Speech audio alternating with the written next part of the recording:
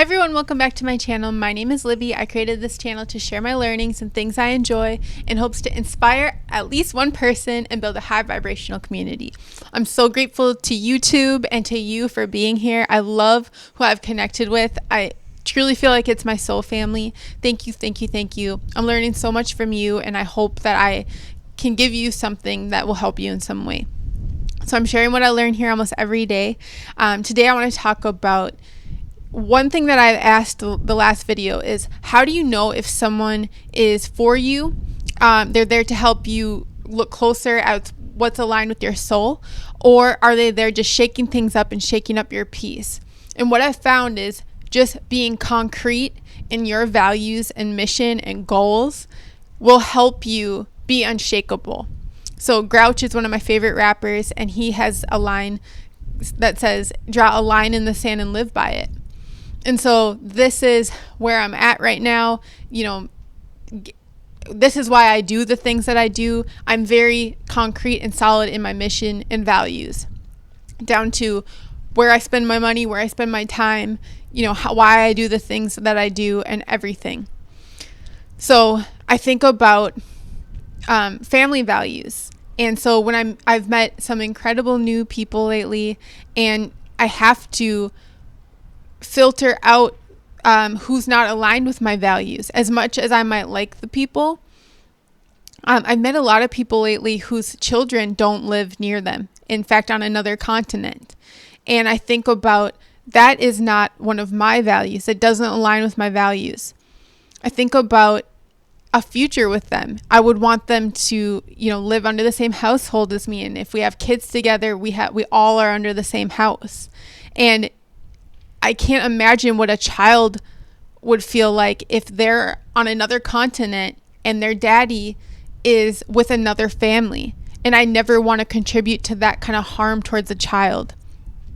I think parents might have reasons that are legitimate to them as to why they don't live near their children, and that's to each their own, but it's a value that I don't want to compromise. And so I'm respecting these people enough to know, hey, I'm going to draw the line right here. I'm going to let them know, you know, our values aren't aligned, so I'm not even going to waste their time or get into a situation where, hey, we like each other on all these levels, because that's always going to be in the back of my mind. I think about my son.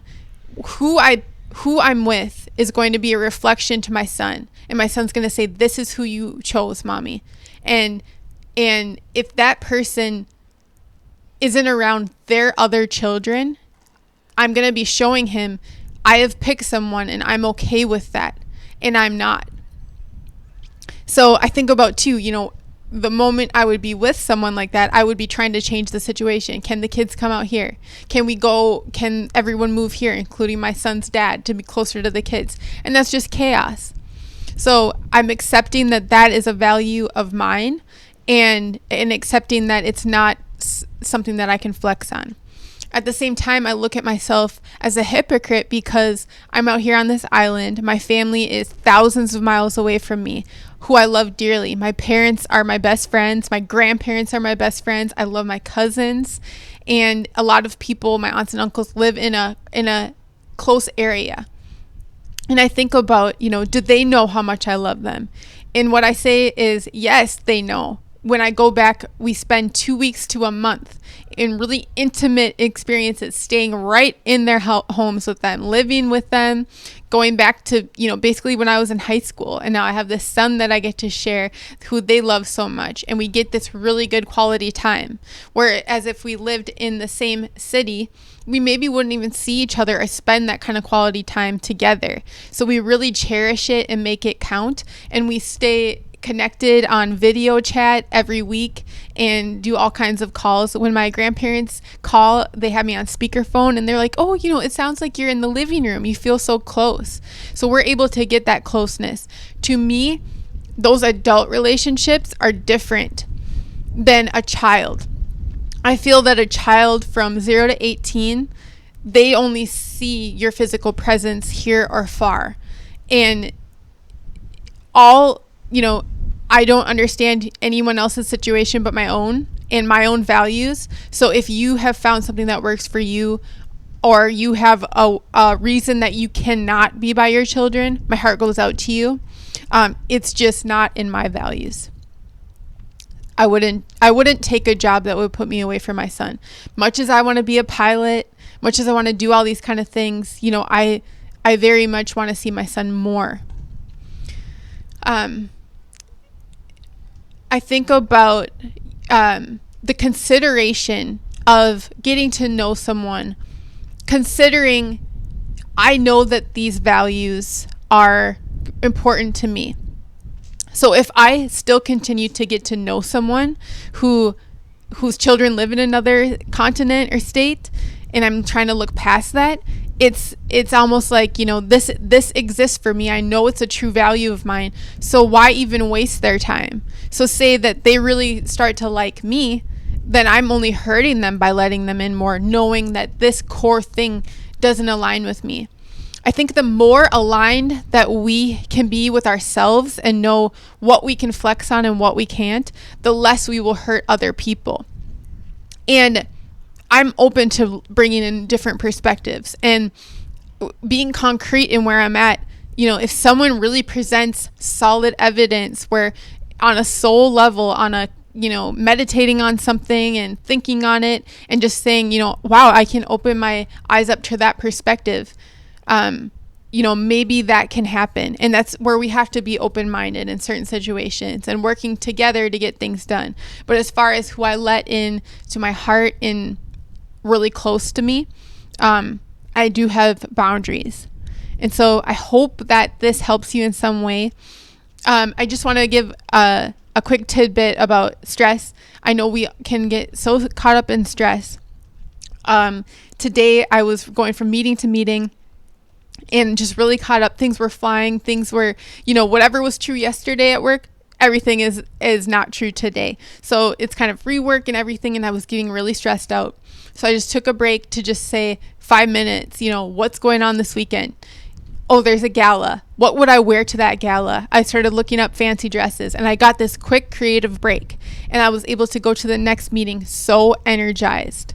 So the same is true for community service. If you're able to go deliver Meals on Wheels or something quick on your lunch break, that puts everything into perspective. All of the stress melts away and you can go back and give so much more.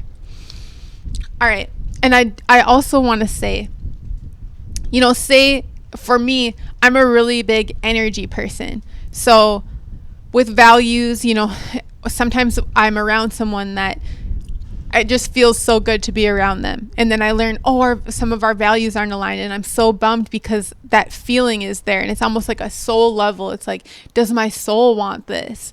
And I realize, it doesn't align with my mission and values. So I have to bid them goodbye. But that doesn't mean that they leave my heart.